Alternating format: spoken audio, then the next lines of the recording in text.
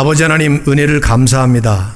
오늘도 우리를 사랑하시는 하나님의 부르심 앞에서 저희들이 이렇게 함께 공동체로 모여서 성부, 성자, 성령님의 이름으로 예배를 올릴 수 있도록 저희를 이 자리에 세워주신 것 진심으로 감사합니다. 이 모든 것이 하나님의 깊고 오묘한 사랑의 섭리인 줄로 믿습니다. 이 시간 저희들이 하나님 앞에 정성을 다해서 예배를 드리면서 이제는 겸손하게 주의 말씀을 받겠습니다. 주께서 들려주시는 말씀을 통해 하나님이 누구신가를 더 깊이 깨달아 알 수 있도록 우리에게 지혜와 계시의 영을 더해 주시고, 하나님을 깊이 알아가면 알아갈수록 저희들도 하나님을 잘 닮아갈 수 있는 은혜를 내려 주시옵소서. 귀한 말씀의 시간을 주님의 손에 의탁하옵고 예수 그리스도의 이름으로 간절히 기도드립니다. 아멘. 지난 세기에 신학계에 큰 영향을 끼쳤던 분 중에 한 분인 독일 신학자 칼 바스라고 하는 분은 평생의 역작인 Church Dogmatics라고 하는 12권의 교회 교의학이라는 책을 집필을 했습니다. 그리고 나서 미국에 방문을 했을 때 시카고 대학에서 질문을 받습니다. What is the most profound truth you have learned in your studies? 당신이 지금까지 성경을 연구하면서 터득한 가장 심오한 진리는 무엇입니까? 그런 질문을 받았을 때 그는 이렇게 대답을 했어요. God loves me, this I know, for the Bible tells me so. 소설가 애나 바틀렛 워너라고 하는 분이 쓴 장편 소설의 주인공이 하는 말이고, 우리에게는 찬송가 Jesus loves me, this I know, 그 찬송가 가사로 더 익숙하게 된 그 말을 그가 사용을 하는 것이죠. God loves me, this I know, for the Bible tells me so. 그러면서 그는 자신의 책 교회 교의학이라는 12권의 그 방대한 책을 만일에 요약하라면 딱 한마디, 사랑의 하나님, the God who loves, 이렇게 표현을 했어요. 굳이 신학자의 말을 빌리지 않는다 하더라도 사랑의 하나님 혹은 하나님의 사랑이라는 주제가 성경 전체의 핵심이고 중심 메시지라는 사실을 아마 그리스도인이라면 누구도 부인하지 않을 겁니다. 그래서 아예 성경은 하나님은 사랑이시다, God is love, 요한일서 4장 읽었던 8절 말씀, 또 16절에도 아예 하나님을 사랑이라고까지, 하나님의 본성을 사랑이라는 뜻으로 그렇게 직설적으로 표현한 표현을 사용하고 있죠. 하지만 그럼에도 불구하고 제가 생각할 때는 하나님의 사랑이라는 주제는 우리가 가장 잘못 이해하고 있는 진리들 중에 하나일 거라는 생각을 해봅니다. 두 가지 이유 때문이에요. 첫째는 하나님의 사랑은 그 자체로 우리가 온전하게 다 이해할 수 없는 차원, 그런 특징을 가지고 있기 때문이죠. 하나님의 모든 속성들이 다 그렇긴 하지만 역시 하나님의 사랑도 우리가 다 이해할 수 없는, 온전하게 이해할 수 없는 그런 차원이기 때문에 저희들이 하나님의 사랑을 잘못 이해할 가능성이 아주 높습니다. 또 둘째는 비록 우리가 하나님의 사랑을 이해할 수 있다 하더라도 그 하나님의 사랑을 이해하는 양상이 우리에게 있는 그 사랑의 경험이나 사랑의 감정을 가지고 이해하기가 쉽기 때문에 역시 우리는 하나님의 사랑의 그 진면목을 확실하게, 분명하게, 올바르게 이해하지 못할 가능성이 높습니다. 차라리 우리에게 없는, 지난 오랜 시간 나누었던 하나님의 비공유적 속성 같은 것들은 우리에게 아예 없으니까, 우리가 이해할 수도 없으니까 성경이 말씀하고 있는 그 한도 내에서 이해하면 되겠지만, 이 사랑 같은 속성은 우리에게도 있는 것이다 보니까, 우리들도 경험하고 사는 것이다 보니까 하나님의 사랑도 그럴 것이다, 경험에 비추어서 혹은 나의 감정에 비추어서 잘못 이해하는 그런 경우가 많겠다는 생각을 해봅니다. 이건 우리의 잘못이라기보다는 한계라는 생각을 해봐요. 오늘 성경의 핵심이면서도 하나님의 중요한 속성 중에 하나인 하나님의 사랑에 대해서 함께 나눠보려고 하는데요. 주로 성경을 통해서 이제 성경에 나오는 이 말씀을 우리들이 그 기준으로 해서 하나님의 사랑에 대해서 나눠보려고 합니다. 한 4가지 정도를 정리하면 좋지 않겠나 생각을 했어요. 성경이 말씀하고 있는 하나님의 속성이라는 게 과연 어떤 것인가 할 때 성경적으로 한 4가지를 꼭 좀 정리를 해보고 싶습니다. 첫째는 성경이 말씀하고 있는 하나님의 사랑이라는 것은 하나님의 본질로서의 영원한 사랑을 뜻하는 것입니다. 그게 첫 번째로 정리해야 될 부분이에요. 하나님의 사랑, 이렇게 성경이 그런 주제를 놓고 우리에게 가르칠 때 그 하나님 사랑에 대해서, 그 분야에 대해서 얘기한다면 제일 먼저 나눌 부분은, 하나님은 삼위일체 하나님의 삼위 안에서, 성부, 성자, 성령 삼위 하나님 안에서 영원전부터 하나님의 그 사랑을 아주 왕성하고 활발하게 나누시고 있었다 하는 사실을 성경이 말하는 것을 봅니다.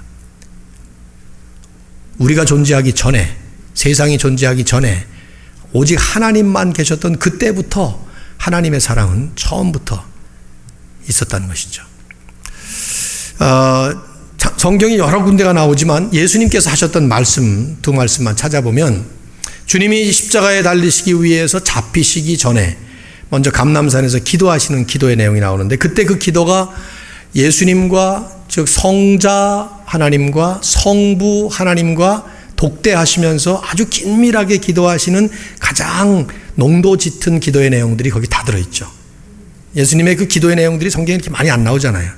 그렇죠? 근데 하나님과 성부 하나님과 성자 하나님이신 주님이 같이 기도하시는 그 내용에 제일 많이, 제일 깊게 나오는 부분들인데, 거기에 보면 이런 말씀을 하셔요. 아버지께서 창세전에 나를 사랑하심으로 내게 주신 나의 영광을 그들로 보게 하시기를 원하옵나이다. 사람들을 향한 기도이긴 하지만 거기에 아주 중요한 한 문구가 나와요. 아버지께서 창세전부터 나를 사랑하셨다. 즉 성부 하나님께서 세상이 만들어지기 전, 그 창세 전부터 성자 하나님을 그 영원 전부터 이미 먼저 사랑하고 계셨다는 것이죠. 성부 하나님만 아들 성자 하나님을 사랑했는가? 그게 아니라 주님도 그 말씀을 하셔요. 그보다 앞전에 요한복음 14장 31절에 보면, 오직 내가 아버지를 사랑하는 것과 아버지께서 명하신 대로 행하는 것을 세상이 알게 하려면, 내가 아버지를 사랑하는 것, 이번에는 성자 하나님이 성부 하나님을 사랑하는 것이죠.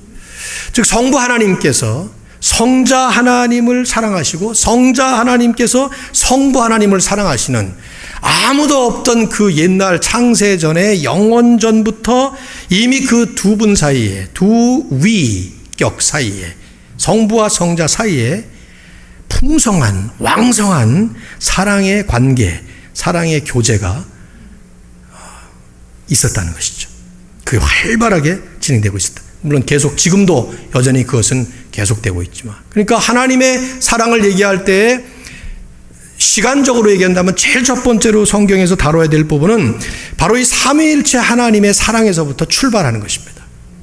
물론 이제 제3위 하나님인 성령님과의 관계에 대해서는 이런 맥락에서 특별히 성경이 구체적으로 언급하는 적이 한 번도 없습니다. 그렇지만 논리적으로 추론해 볼 때 성부 하나님과 성자 하나님 사이에 이런 영원한 사랑을 영원전부터 나누고 계셨다면, 당연히 제3위 하나님이신 성령님과의 관계에서도 동일한 사랑의 교제가 풍성하게 영원전부터 나눠지고 있었다고 봐야 되겠죠. 왜냐하면 이 삼위일체 하나님, 성부, 성자, 성령님 세 분, 삼위 하나님은 서로 각각 두 위격의 하나님을 향해서 충만한 기쁨과 또 영광을 같이 나누면서 만족스럽게 계셨기 때문이죠.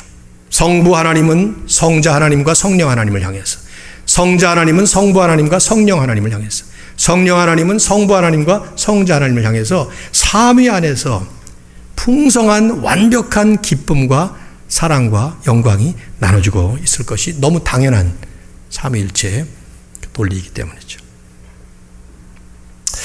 상상을 한번 해보았어요. 여러분도 한번 해보시면 좋을 것 같아요. 그런 생각 드시지 않습니까? 아무도 없던 그 시절에 하나님만 계셨던 그 시절, 상상이 되지 않습니다, 우리로서는. 근데 그때 삼위일체 하나님은 도대체 뭘 하면서 즐거워하셨을까? 생각 한번 해보십시오. 여러분이 혼자서 아무것도 하지 않고 장시간 동안 있어 본 적이 있나요? 저는 생각을 해봤더니 군대 생활을 할 때 보초로 나가서 1시간 동안 깜깜한 밤에 있을 때 그게 제일 가장 가까울 것 같아요. 혼자서 그냥 아무것도 없이 아무것도 안 하고 가만히 있는 것이죠. 물론 그때 술을 많이 마시긴 했습니다만은 생각해 보세요, 여러분. 얼마나 지루하고 무료하고 답답하고 그러겠어요. 근데 아무것도 없어요. 지금 세상이 만들어지기 전입니다. 인간이 만들어지기 전에 피조물이 하나도 없습니다. 지금 우리 눈에 보이는 것들이 아무것도 없습니다. 오직 성부, 성자, 성령 하나님 삼위 하나님만 계셨다는 건데, 그런데 성경을 보면 여기저기에 직접 간접적으로 직설적으로 또 암시적으로 하나님 삼위 안에 풍성한 기쁨과 은혜와 영광이 가득 차 있었다. 저는 여기서 이해가 되는 것 같아요. 바로 여기서 그 삼위 가운데 영원한 사랑의 교제가 나눠지고 있었던 것이죠. 그분들의 관계가 사랑의 관계였던 거예요. 그 세 분이면 세 분, 한 분이면 한 분, 그게 삼위일체 아닙니까? 이해를 돕기 위해서 우리의 경험을 살려보자고요. 사랑하는 연인들이 두 사람이 진한 사랑을 나눌 때 뭘 합니까?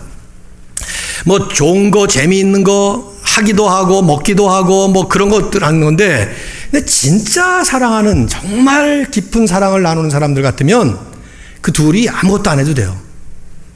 가만히 두 사람이 있기만 해도 돼요. 경험을 안 해봐서 여기 지금 감각이 없어요. 정말 사랑을 해봤던 분들을 생각해 보세요. 생각 안 나나요? 너무 오래돼서? 두 사람이 그냥 가만히 있기만 해도 돼요. 아무것도 할 일이 없어요. 뭐 할까 물을 필요가 없어요. 그냥 그 두 사랑의 관계가 그대로 기쁨의 근거가 되는 거죠. 최근에 결혼한 사람들, 얘기하는 사람들, 그죠? 지금 그 얘기하는 것 같아, 내 생각에. 바로 최근에 결혼했으니까 아마 그 감각이 있을 것 같은데, 그걸 살려가지고 한번 생각해 봐요. 삼위 하나님 세 분이 뭘 하고 계셨겠어요? 뭐 바둑을 돕겠습니까? 뭘 하고 계셨겠어요? 세 분이. 삼위. 근데 성경을 보면 결국은 그 영원 전부터 나누셨던 그 사랑, 혹은 그 관계, 그것이 이 삼위일체 안에 풍성하게 나눠지고 있었던 것이죠. 참 신묘막측한 그런 분야라고 생각해요. 사도 요한이 요한일서 4장 8절 방금 우리가 읽었던 그 말씀과 또 16절에 하나님은 사랑이심이라, God is love라는 표현을 쓸 때 이건 분명히 삼위일체 하나님 전체를 뜻하는 말이에요. 성부 하나님만이 아니고 성자 하나님만이 아니고 성령 하나님만이 아니라 삼위가 일체 되신 삼위일체 Triune God, 그 하나님의 Godhead 안에 사랑의 이 모습을 설명하는 것인데, 어쩌면 요한이 사랑이란 속성을 하나님의 자신, 하나님의 본질처럼 말하고 있는 것은, 그래서 하나님 이퀄 사랑 이렇게 표현하는 것은 아무도 없던 그 시절, 창세전의 영원전부터 왕성하고 활발하게 나누어졌던 그 사랑의 관계를 이 말씀 하나에 담고 있는 것이 아닌가, 그렇게 생각이 됩니다. 하나님은 무엇이다 라고 표현한 말이 다른 말이 없어요. 물론 빛이다 라는 말도 있고 그러긴 하지만 노골적으로 God is 하고 나오는 말 가운데는 대표적인 말씀이 사랑이다. 두 번째로 성경이 하나님의 사랑을 말할 때 그것은 사랑받을 자격이나 조건이 전혀 없는 대상들, 즉 죄인인 인간들을 향해서 베푸신 하나님의 선하심을 뜻하는 것입니다. 창세전 영원전부터 하나님 안에서만 있었던 그 본질적인 사랑이 인간의 역사가 시작이 되면서 하나님의 선하심의 한 표현으로 드러날 때에 그것은 어느 대상이냐 하면은 받을 자격이라고 전혀 없는, 조건이 전혀 없는 그런 죄인인 인간들을 향해서 베푸신 선하심이죠. 우리가 지난번에 하나님의 선하심을 얘기했고 그 선하심이 대상에 따라서 각각 다르게 나타난다는 얘기를 바로 지난주에도 말씀을 나눴습니다.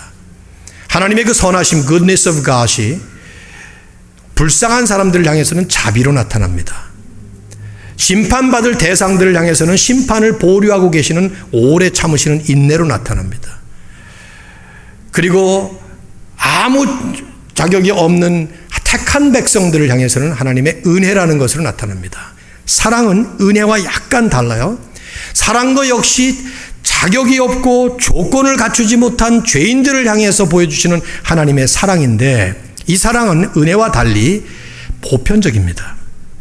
모든 사람에게 하나님께서 이 사랑의 마음을 가지고 있다는 거예요. 우선 성경을 보시면 읽었던 로마서 5장 8절을 다시 한번 여러분 읽어보십시오. 자, 함께 한번 읽어봅시다. 시작.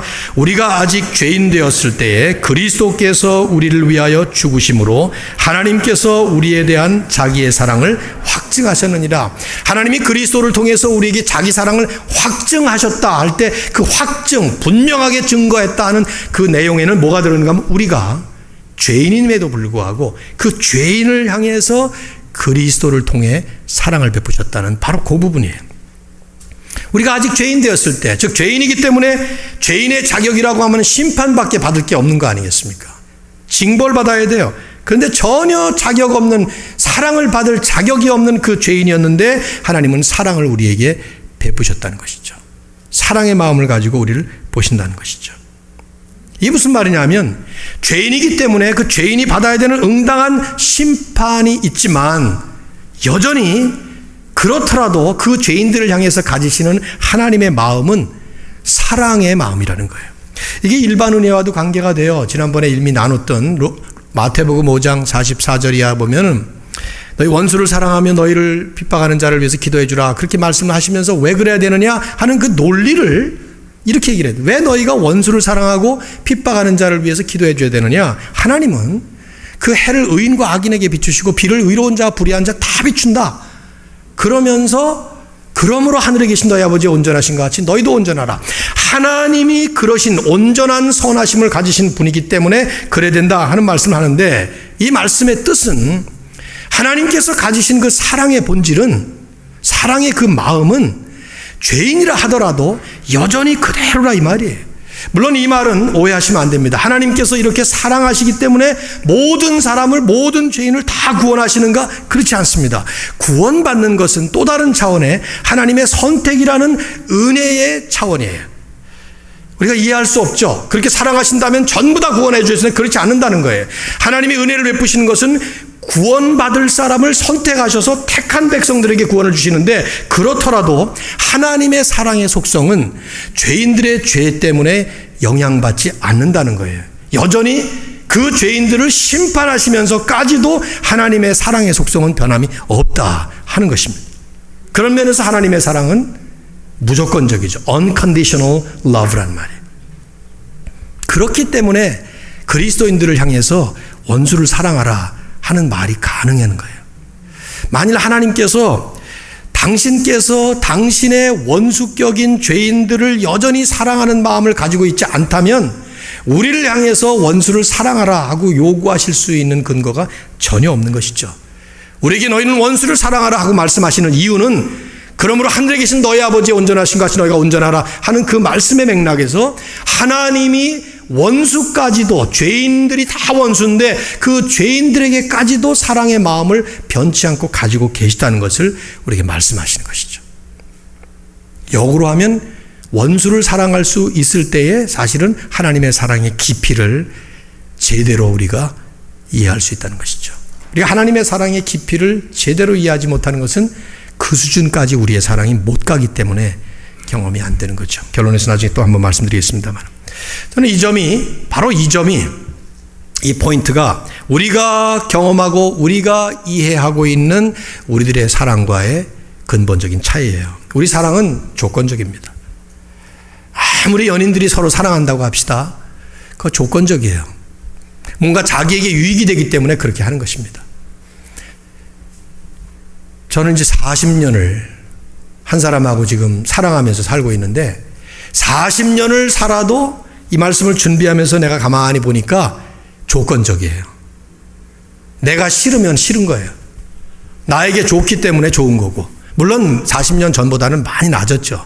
그 깊이가 깊어졌고 또 희생적이고 막 이런 것이 많이 성장은 했지만 여전히 제가 저를 봐도 인간은 죄인이다. 이 죄성 때문에 우리는 절대로 하나님의 무조건적인 사랑은 못한다.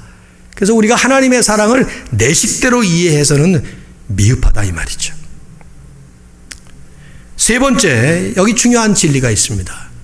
하나님께서 자격이 전혀 없는 죄인, 즉 인간들에게 사랑이라고 하는 하나님의 선하심을 베푸실 때 그 절정, 그 세 번째, 그것은 예수 그리스도라고 하는 하나님의 독생자를 죄인들에게 선물로 주셨다는데 그 사랑의 정점이 있어요.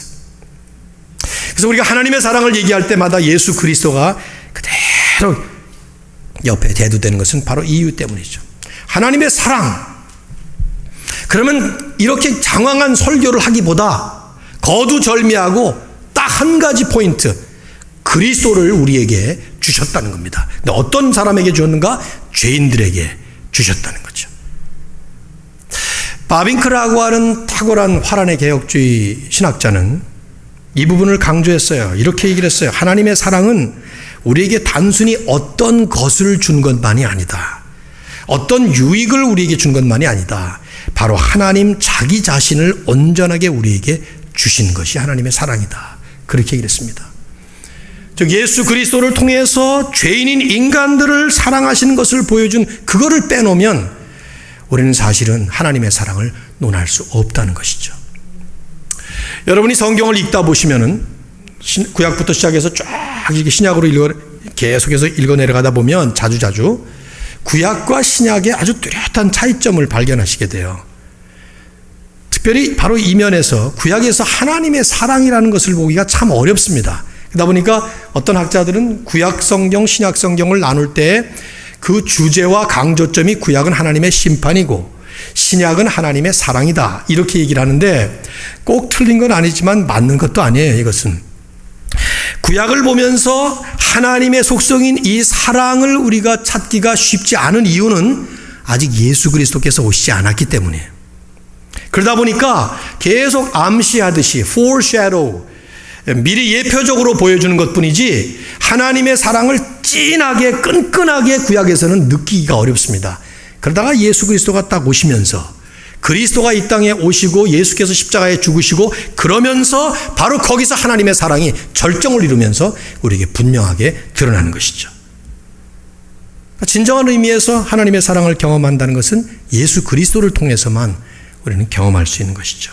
영원한 형벌을 받아야 될 죄인들을 위해서 하나님께서 자신의 사랑하는 독생자를 내어주시는, 어떤 면에서는 자기 자신이 직접 내려오셔서 자신을 내어주시는 그 십자가를 대하게 될 때 우리는 비로소 바로 거기서 이 하나님의 사랑의 진짜 본질적인 진면목을 보게 되는 것이죠.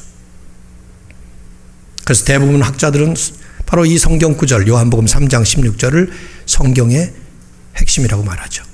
자, 외우시나요? 이 성경 구절 다 같이 한번 해볼까요? 하나님이 시작. 하나님이 세상을 이처럼 사랑하사 독생자를 주셨으니 이는 그를 믿는 자마다 멸망하지 않고 영생을 얻게 하려 하심이라. 한 번 더. 하나님이 세상을 이처럼 사랑하사 독생자를 주셨으니 이는 그를 믿는 자마다 멸망하지 않고 영생을 얻게 하려 하심이라. 외울까요? 자, 시작. 하나님이 세상을 이처럼 사랑하사 독생자를 주셨으니 이는 그를 믿는 자마다 멸망하지 않고 영생을 얻게 하려 하심이라. 아멘. 사랑이라는 것을 무엇을 얼마만큼 주느냐를 가지고 만일에 그 사랑의 깊이와 높이를 척도로 잴 수 있다면, 그렇잖아요? 사랑한다 그러면서 주는 게 아무것도 없어요. 둘이 연인이 서로 연애하면서 하나도 주질 않습니다. 밥도 안 사주고 선물도 안 주고 그게 무슨 사랑입니까? 그게 사랑한다면은 뭘 줘야 될 거 아니에요. 근데 그 뭐를 주느냐에 따라서 5불짜리 무슨 돈까지 얘기는 하지 맙시다. 하여튼 뭐를 주느냐, 얼마만큼 주느냐에 따라서 그 척도를 잴 수가 있잖아요. 근데 그렇게 만일에 사랑의 깊이와 높이를 척도를 잰다면 하나님의 사랑은 예수 그리스도를 내주셨다는데 바로 거기에 그 진가가 그대로 담겨져 있는 것이죠. 그 외에 어디서 찾아볼 수 없는 거예요. 그러니까 사도 바울은 그 예수 그리스도를 내주신 그 부분을 가지고 하나님을 논하고 있습니다.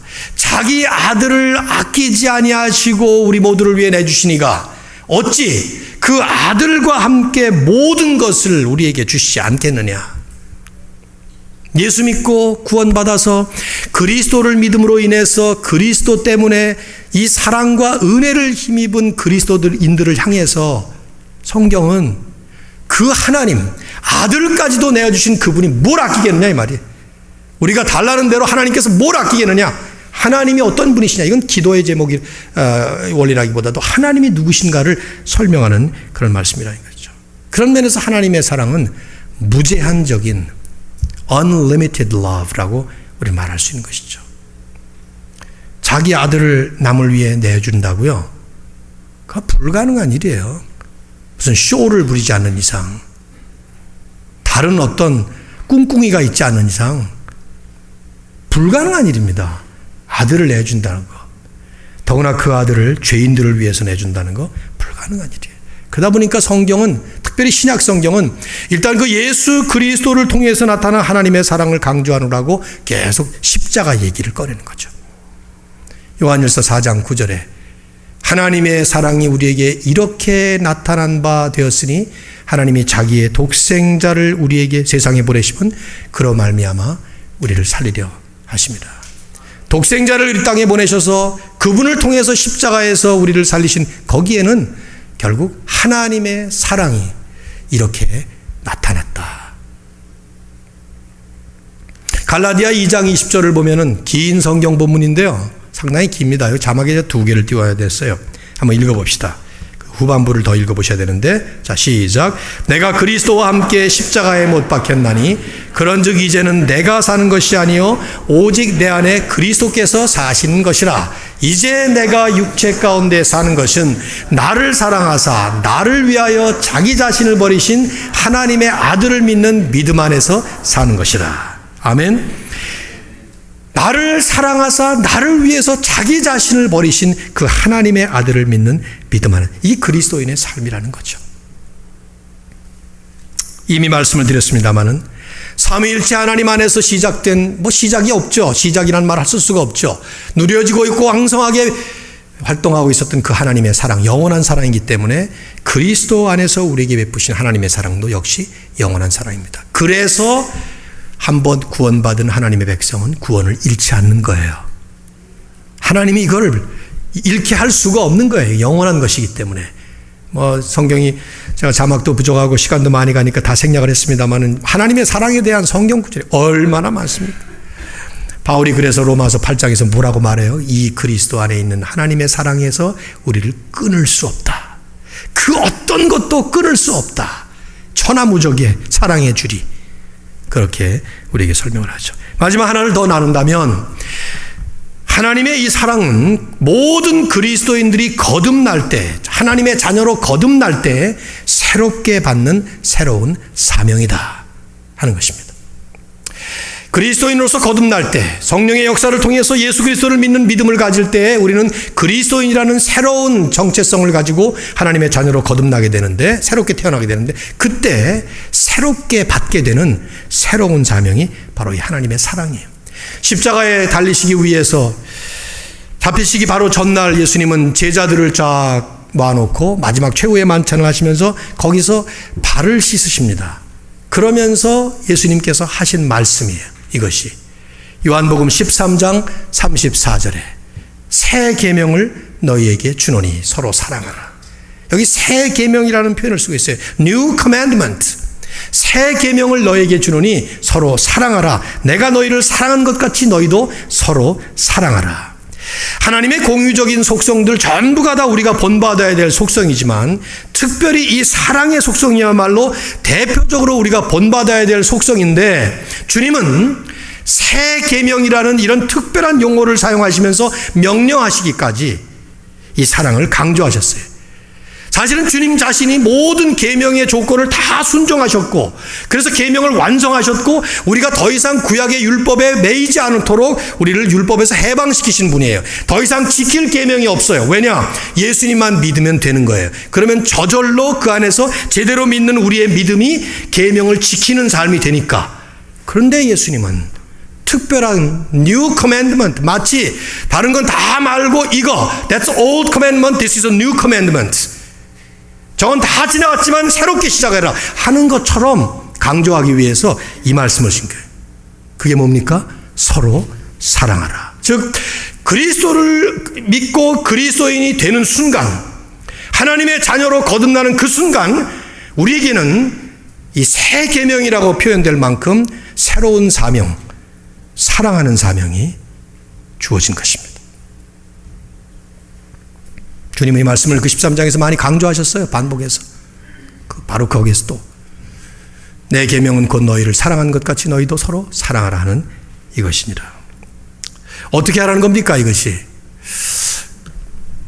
많은 말씀을 할 수 있겠습니다만은 예수님께서 요약하신 것처럼 저도 요약을 한다면 어떤 율법사가 와서 질문합니다.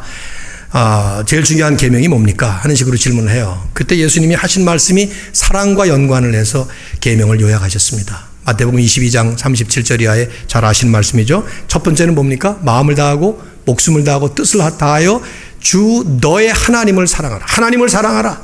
이 크고 첫째 되는 계명이고, 둘째도 그와 같으니 내 이웃을 내 자신같이 내 몸같이 사랑하라. 과거에 우리가 죄인이었을 때, 예수님을 만나기 전에, 아직 하나님을 알지 못할 때, 하나님의 사랑을 전혀 모를 때, 우리는 우리 안에 사랑의 그 품성도 다 망가졌고 사랑할 수 있는 능력도 없던 아주 이기적인 나만 아는, 나를 위해 오히려 다른 존재들과 대상들을 악용할 수 있는 그런 악한 죄인들이었습니다.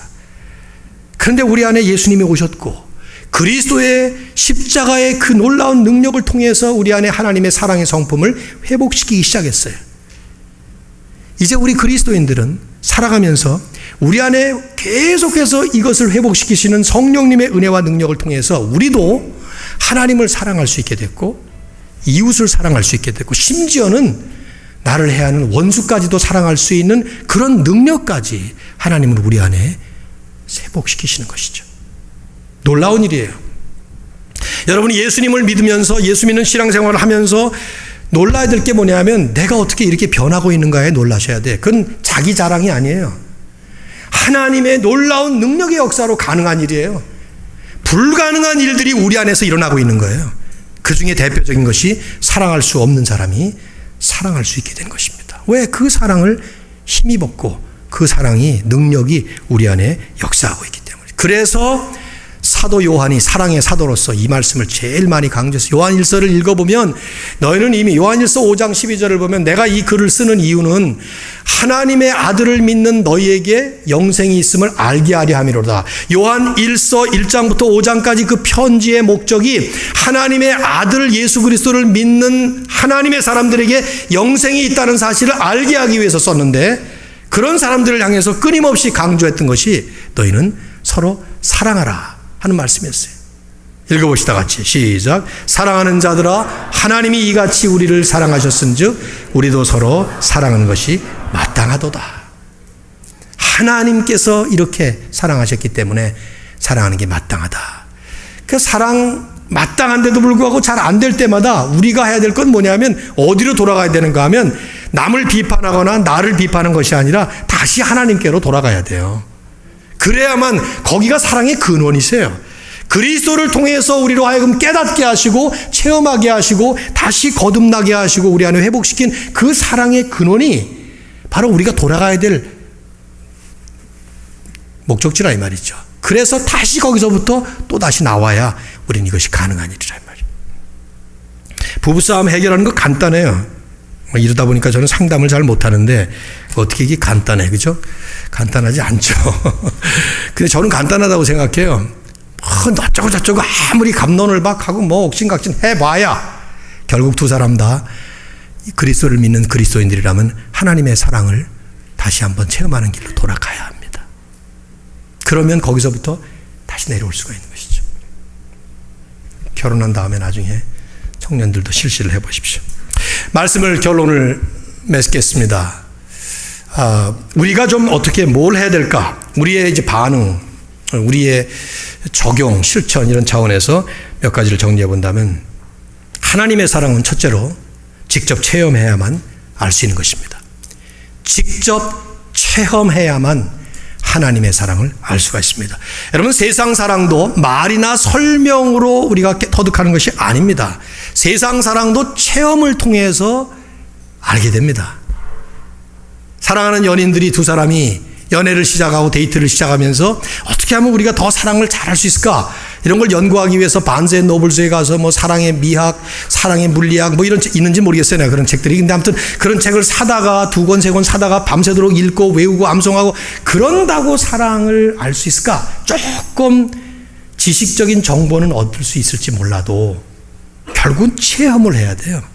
둘 중에 한 사람이 사랑을 베풀면 그 베품을 받은 사람이 다시 또 사랑을 알게 되고, 또 베풀면 사랑을 받은 사람이라야 사랑을 알 수 있는 거예요. 그렇지 않아요? 사랑을 받아보지 못한 사람은 모릅니다. 아무리 말해줘도 애들이 부모의 사랑 모릅니다. 말해준다고 되나요? 제일 미련한 부모가 애들을 학대하면서 내가 너 사랑하는 거 알지? 그런 사람이 제일 미련한 부모라. 그것이 모르죠. 걔가 어떻게 압니까? 그 아이가 사랑을 깨달아야 사랑을 아는 것인데, 사랑을 체험을 해야 되는 것이죠. 하나님 사랑도 똑같아요. 하나님의 말씀을 통해서만 만날 수 있는 예수 그리스도를 만날 때, 그리스도를 통해서만 체험할 수 있는 하나님의 사랑을 체험할 때, 그때서야 우리는 하나님의 사랑이 뭔지를 알 수 있는 거예요. 제가 이렇게 장황하게 1시간 동안 설교하는 것이 예수 그리스도를 만나지 못하면 아무런 의미가 없습니다. 결국 우리는 그리스도를 만나 그 그리스도를 통해서 확증해 주신 하나님의 사랑을 가슴에 쨍하게 체험할 때, 혹시 여러분 가운데 이 그리스도를 아직 개인적으로 만나지 못한 분이 있다면, 개인의 구세주와 주님으로 영접하지 못한 분이 있다면, 제일 첫 번째, 첫 순서는 그리스도를 만나는 일입니다. 그리스도를 영접하는 일입니다. 어떻게 영접합니까? 다양합니다. 그러나 내가 죄인이라는 것을 알고 내가 사랑의 사람이 아니고 죄의 사람이라는 것을 깨달은 다음에 그 하나님의 사랑이 사랑이라니까 믿음으로 받아들이는 이 작업이 성령의 역사를 통해서 그리스도를 영접하는 역사가 일어날 때, 그때 이 사랑이 무엇인지를 깨달을 수가 있어요. 저희 아버님은 평생 의롭게 사시려고 애를 많이 쓰셨죠. 자기 의에 빠지셔서 선하고 도덕적이고 죄 안 짓고, 교회를 그래서 저희가 어렸을 때 교회 나가지 않으면 매를 때려서라도 교회를 보낸 거예요. 왜냐하면 교회가 최고의 도덕 학교라고 봤으니까, 제 아버님은. 그러나 당신께서는 그리스도를 만나는 경험을 못 하셔서 마지막까지도 그렇게 하시다가 결국 마지막에 예수 그리스도를 만나는 은혜를 받으셨습니다. 그러신 다음에 9개월 투병하시다 가셨는데, 그 9개월 동안 성경을 읽으면서 5번을 탐독을 하시면서 이 성경이 처음부터 끝까지 나에 대한 책이었다. 나 같은 죄인을 위해서 하나님께서 그리스도를 보내신 것을 성경이 처음부터 끝까지 말씀한, 나는 어쩌면 이것을 50년 동안이나 교회를 다니면서 몰랐는 거. 그렇게 사랑을 체험하기 시작하니까 성품이 변하시고 삶 전체가 그 9개월 동안에, 제 아내의 표현에 의하면 9개월 동안에 축소판 변화를 급속도로 변화하셨다고 이렇게 얘기를 하더라고요. 그것은 그리스도를 만나면서 일어나는 일이죠. 두 번째로, 비록 그리스도를 믿어서 그리스도인이 된다 하더라도 성숙하게 성장해야만 하나님의 사랑을 더 깊이 있게 깨달을 수가 있습니다. 자, 그리스도인이 됐습니다. 그러나 성장이 우리에게 필요해요. 그 필요한 이유가 그래야만 하나님의 사랑을 더 깊이 있게 깨닫게 되기 때문이죠. 어린아이의 예를 들면 돼요. 어린아이들이 부모의 사랑을 얼마나 많이 받고 자랍니까? 그런데 받는 만큼 아이들이 부모 사랑을 느끼나요? 못 느껴요. 받고 받아도 여전히 달라고만 그러지 못 느껴요. 이유가 뭡니까? 그 아이가 아직 미성숙해서 그래요. 그러나 그 아이가 점점 나이가 자라고 머리가 커지고 그러면서 성숙해 가면 그거보다 훨씬 덜 받아도 부모의 사랑을 깨닫게 되죠. 왜? 성숙해졌기 때문이에요. 그리스도인들도 마찬가지예요. 그리스도인으로 거듭났다 하더라도 거듭났다는 본어게인이라는 그 말처럼 어린 아기로 태어난 거예요. 아직 영적 신생아에 불과한 거예요. 그 아기가 점점 말씀으로 성령의 능력으로 계속해서 변화되어서 성숙해져가는 과정을 밟을 때 하나님의 사랑을 더 깊이 있게 이해하게 된다 하는 말씀이죠. 하나님이 우리에게 좋은 것 주십니다. 그럼 감사헌금도 하고 뭐 너무 좋아서 막 그래요. 하나님 사랑을 느끼니까. 근데 하나님이 어쩌다가 사랑의 채찍을 한번 때려준다. 그러면 하나님께 화가 나는 겁니다. 왜? 미성숙해서 그래요. 성숙해져 갈수록 나에게 좋은 것이 주어지든 아니면 내가 싫어하는 것이 주어지든 심지어 고통의 채찍을 맞는다 하더라도 그 가운데서 하나님의 사랑을 깊이 알게 되는 것은 믿음의 분량이 성숙한 분량으로 성장할 때에만 가능한 일입니다. 그래서 신앙생활 한 지가 5년, 10년, 20년, 50년 돼 갈수록 우리의 과제는 바로 이런 성숙의 과제가 있는 것이죠. 그래서 성경은 끊임없이 우리 보고 성숙하게 성장하라 하는 말씀하는 거예요. 세 번째 마지막으로 또 하나 한다면 하나님의 사랑은 본질적으로 사랑의 실천을 통해서 비로소 더 깊이 있게 깨닫는 것이죠. 사랑의 실천을 하지 않으면, 받기만 하면 모릅니다. 부모의 사랑을 자녀들이 언제 정확하게 깨닫게 되는가? 언제 깨달을 것 같아요, 여러분? 나이가 들어서 인격적으로 성숙해서? 아닙니다. 자기가 부모가 된 후에 자기 아이에게 부모의 사랑을 실천을 해보면서 드디어 내게 베푸신 부모의 사랑이 어떤 건지를 그때서야 비로소 아는 거예요. 그러다 보니까 아기 낳고 부모가 되고 나면 계속 자기는 불효자라는 생각이 드는 거지. 왜냐하면 이제까지 내가 부모의 사랑을 얼마만큼 받았는데 그걸 못 느끼고 살았구나. 근데 이제 그 사랑을 나도 베풀어 보니까 비로소 받았던 그 사랑의 깊이를 비로소 알게 되는 거예요. 하나님의 사랑도 마찬가지. 왜 하나님이 우리 보고 원수를 사랑하라 이런 말도 안 되는 말씀을 하시는가? 이유는 간단해요. 그래야 하나님의 사랑을 깨달을 수가 있는 거예요. 원수였던 죄인 나를 사랑하신 그 하나님의 사랑을 깨달을 수 있으려면 나도 내 원수 같은 사람을 사랑해 볼 때에 하나님이 그보다 훨씬 더한 원수였던 나를 사랑하셨다는 것을 깨닫게 되는 것이죠. 우리 보고 도덕적인 삶을 살라고 하는 이유가 아니라 이 말이에요. 라르쉐 공동체라는 토론토의 장애인 공동체를 섬기기 위해서 하버드 대학 교수를 다 놓고 들어갔던 헨리 나우엔 같은 분은 내가 평생 장애인들을 도와봤더니 장애인을 내가 도운 것이 아니라 그들이 나를 도왔다. 그런 말을 했습니다. 장애인들을 돕는다고 가봤지만 오히려 가서 해보니까 그 자체가 자기를 키워준 부분이기 때문에 실천함으로써 결국 깨달을 수 있는. 시간이 많이 갑니다만 지난주엔 제가 설교를 55분을 했더라고요. 보니까 뭐 좀 더 하면 어떻겠어요. 그냥 그만할까 하다가도 자꾸 이제 가게 되는데 우리가 그리스도인이 됐다는 것은 결국 하나님을 알게 됐다는 거예요. 그렇죠?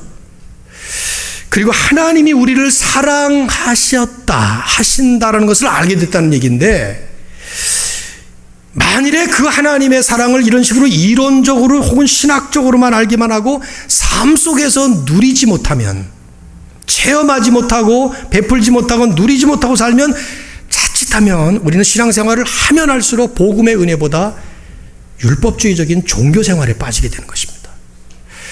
나는 그것이 예수님께서 그 누가복음 15장에 나오는 탕자의 비유 속에서 극명하게 드러내신 교훈 중에 하나라고 생각해요. 그 탕자의 비유가 아니에요. 아버지의 비유예요. 예수님이 세리들과 창기들과 밥을 먹고 교제하고 그러니까 바리새인들이 비난을 했어요. 누가복음 15장 1절에서. 그때 예수님께서 그 비유를 쓰시죠. 잃어버린 동전, 또 잃어버린 양, 그리고 잃어버린 아들 비유인데, 사실 그렇게 비유의 이름을 쓸 것이 아니라 그 셋 다 하나님의 사랑을 얘기하는 거예요. 잘 아실 테니까 긴 얘기 안 하겠습니다만, 둘째 아들이 허랑방탕하게 아버지 재산 받아가지고 갔습니다. 유대 나라에서 아버지가 살아있을 때 재산을 분배하는 것은 가능한 일이에요. 그때 재산 분배를 어떻게 하냐? 아들이 둘이 있으면 큰 아들이 2배, 작은 아들이 절반을 받습니다. 그러니까 3분의 1을 받아가지고 간 거고, 큰 아들은 3분의 2를 받은 거예요. 3억 중에 2억을 받고 1억을 받은 거죠. 그렇게 생각하시면 돼요.